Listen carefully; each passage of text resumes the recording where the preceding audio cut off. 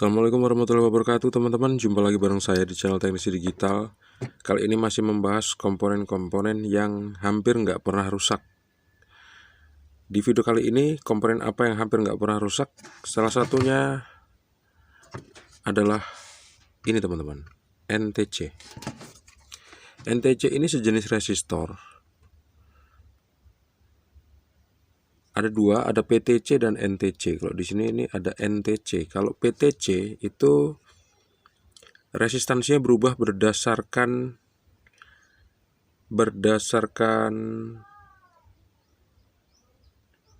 tegangan teman-teman. Tegangan. Berdasarkan panas. NTC juga gitu teman-teman.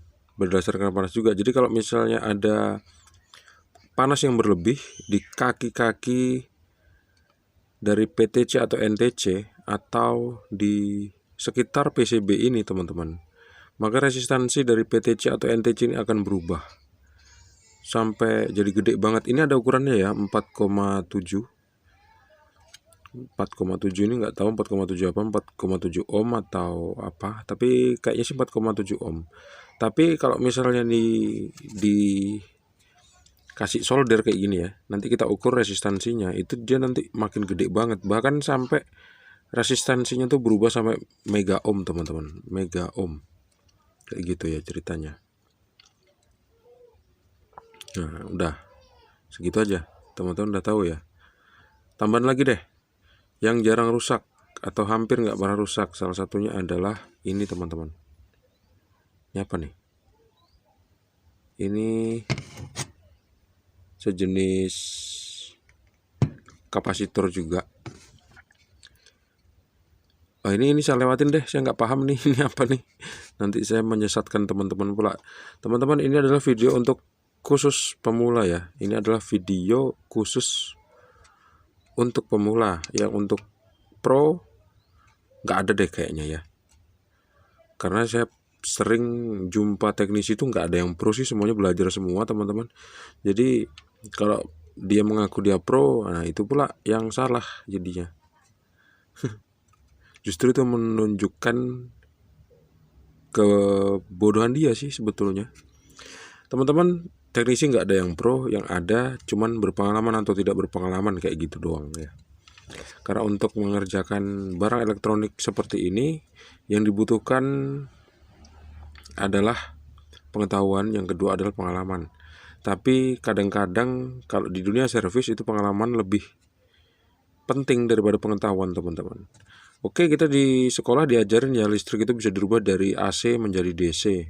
Terus dirangkai sedemikian rupa frekuensinya, tegangannya, arusnya, sinyalnya, bentuk sinyalnya. Terus macam-macam kita tahu, kita dapat nilai 100. Tapi begitu kita terjun untuk praktek memperbaiki peralatan elektronik, nah kadang-kadang kita ngeblank tuh gitu. Jadi orang yang sekolah bisa dikalahkan sama yang nggak sekolah elektronik, tapi dia berpengalaman, dia mau belajar. Seperti itu ya teman-teman. Jadi teman-teman sekarang udah belajar, udah paham bahwa ada komponen yang jarang rusak, NTC atau PTC, atau sejenis kapasitor-kapasitor seperti ini. Ini saya mau nyebut kapasitor, tapi di sini ada tulisannya VA700. Saya nggak paham ini VA-nya apa nih. Kayaknya sih kapasitor, tapi ini jarang rusak teman-teman. Terus ini kapasitor nih, ini jelas kapasitor, dan ini pun jarang rusak juga. Kapasitor ini teman-teman, kalau misalnya kita tes pakai kapasitor tester atau ESR meter, ini akan menunjukkan nilai yang seolah-olah rusak, padahal enggak. Saya udah sering memperbaiki power supply seperti ini atau rangkaian-rangkaian elektronik, dan saya ukur kapasitor di bagian primer ini, ternyata nunjukin kerusakan gitu. Begitu udah saya ganti, saya pasang, ternyata nggak ngefek alias nggak rusak teman-teman. Ada perbedaan sedikit, itu bukan berarti kapasitornya rusak kalau kita ukur pakai ESR meter. Saya pengennya sih nunjukin pakai ESR meter ke teman-teman, tapi ESR meter saya lagi rusak, jadi nggak bisa nunjukin ya. Di sini ada kapasitor juga ya. yang bentuknya kotak seperti ini teman-teman udah tahu. Ini adalah kapasitor. Untuk memastikannya kita bisa cek lambangnya. Kalau lambangnya itu C terus ada angka-angkanya, artinya dia kapasitor. Tuh, ini ada C7001, itu artinya kapasitor. Gitu teman-teman. Terus apa lagi yang jarang rusak? Di bagian atas nih kayaknya yang jarang rusak udah saya sebutin semua, 1, 2, 3, 4 yang jenisnya hampir sama antara dua, resistor dan kapasitor. Terus satu lagi yang jarang rusak banget, 1.000.000 banding 1. Apa itu? Ini teman-teman, trafo interferit. Ini yang warna hitam ini bukan besi, namanya adalah ferrit.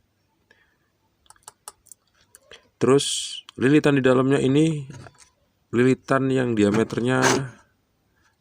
kawat diameter kawatnya tuh lumayan besar teman-teman. Dia dililit sampai sekian ratus lilitan gitu, atau ukuran-ukuran tertentu, dan nanti dia dialiri arus listrik DC. Itu salah satu yang menyebabkan kenapa trafo interferit ini jarang banget rusak atau nggak pernah rusak, karena dia dialiri arus DC. Dan arus DC ini kan arus DC yang udah hampir mendekati murni ya, karena udah dimurnikan, disaring macam-macam pakai rangkaian kiprok seperti ini. Terus ada STR atau MOSFET atau komponen-komponen pendukung yang lain, dan tegangannya tuh udah murni gitu.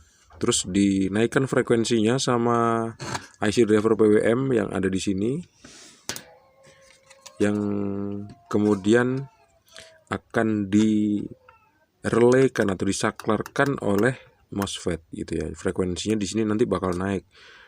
Di dalam rumus elektronika teman-teman, kalau misalnya frekuensi ini kan 220 volt ya, masuk ke sini ke DC berapa volt misalnya yang dibutuhin di sini, 12 volt atau 24 ya, 24 lah misalnya ya, 24 volt. Tapi tegangannya dinaikin dulu teman-teman. Gimana caranya naikin tegangan DC tadi? Kan dari AC 220 volt kita jadikan DC 12 volt. Kemudian kita langsung distribusikan ke daerah-daerah sekunder. Kalau gitu malah TV nggak hidup teman-teman, karena ampernya kurang gitu ya. Jadi supaya ampernya cukup, tegangan dari primer yang 12 volt itu dia harus dinaikkan lagi. Gimana cara menaikkannya? Frekuensinya dinaikin teman-teman gitu. Yang AC kan sebelumnya 250 volt 50 Hz ya, artinya 50 cycle per detik. Kalau misalnya udah masuk ke kumparan primer, diaktifkan pakai MOSFET dan IC driver PWM, nanti frekuensinya bisa kHz atau MHz teman-teman. Frekuensinya tinggi. Dengan frekuensi yang tinggi tegangan bakal naik dan ampernya bakal naik, dan akhirnya di bagian sekunder ini akan mengeluarkan tegangan yang kecil sesuai dengan yang dibutuhkan sama TV, misalnya 12 volt, 140 volt seperti itu, atau 5 volt, 3,3 volt, 12 volt, 6 volt, 5 volt, macam-macam. Dan tegangan itu maksudnya itu tegangan yang dikeluarkan itu setelah diproses tadi bakal nggak kekurangan daya karena ampernya cukup. Kayak gitu ceritanya teman-teman. Jadi teman-teman udah tahu sekarang ya, yang pemula, NTC atau PTC kapasitor yang jenisnya seperti ini, yang kotak-kotak seperti ini, terus yang hampir mirip kayak NTC juga ini, terus sama trafo interferit ini hampir nggak pernah rusak ya. Jadi kalau misalnya ada kerusakan pada TV, supaya cepat ngerjainnya teman-teman gak usah terlalu menghiraukan jenis-jenis komponennya seperti ini dulu ya. Pastikan dulu tegangan di step outputnya ada, dan di kaki-kaki elko seperti ini ada. Dan jangan lupa di kaki elko yang besar juga harus ada tegangannya sekitar 320 volt. Kalau misal tegangan di elko besar ini diukur ada tegangan DC 320 volt, berarti rangkaian itu aktif teman-teman. Kayak gitu ya. Ada kemungkinan masih bisa diperbaiki. Semoga bermanfaat deh teman-teman video kali ini. Selanjutnya kita masih bakal bahas-bahas lagi soal power supply dan apa-apa yang perlu kita ingat waktu memperbaikinya. Atau ada video-video lain yang bakal saya upload nanti ya. Tunggu aja, jangan lupa untuk klik like, subscribe, dan membagikan video ini ke teman-teman kalian. Sampai jumpa di video selanjutnya. Assalamualaikum warahmatullahi wabarakatuh. See you and bye-bye.